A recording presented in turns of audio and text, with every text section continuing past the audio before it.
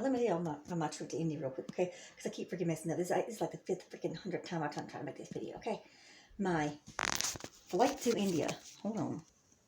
My flight to India experience. My flight to India was rather fun and kind of scary. Very first time to ever fly. And I would go back. Why India, you ask? Well, I have an answer to that. Well, my brother-in-law is from India. So I went to go meet his family, so that was kind of cool and fun. And the experience there was fun, but I'll come back with another video about that next time. Okay, this is just about my flight experience. Okay, so first time to ever fly on a plane was to India. It was about 22 hours, I think. Anyways, there was a delay.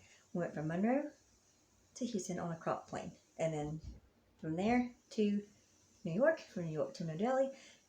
And then we rode with someone in a car from New Delhi, India to Punjab, which was kind of cool and fun. So again, fun experience. Now, there was a lot of turbulence on this plane, which can be very scary. That was kind of the most scary part. Well, not the most scary. It was very tight squeeze, so if you're claustrophobic and have scared of heights, it can be a little scary, but then again, you just gotta find a focal point and focus your mind somewhere else. As a Christian, I prayed a lot in my mind, but I also watched, I think Madagascar is the first time I've ever seen it. Watched that a couple of times. Hung little TV screens back at the thing. So, the window seat, okay. Okay, about my flight, I can tell you. I sat by the window because I think I kind of sat on the outside at one point. I sat by the window at one point too. Anyway, so it was kind of fun and things. Kind of scary because I'm out on the side of the window, which makes me kind of that much more aware of the fact that I'm flying, even when it's closed. Well, mainly when it's open. So I think to myself, this is beautiful. There's a scientific version of it where it's like, wow, look at these beautiful clouds. So that's kind of pretty. And then, as a Christian, there's a spiritual point of it.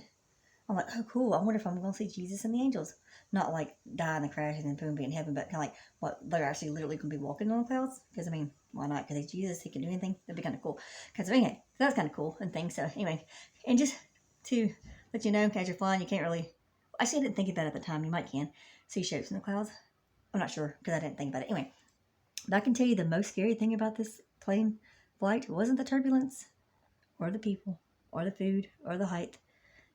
I'm going to tell you what the scary thing was.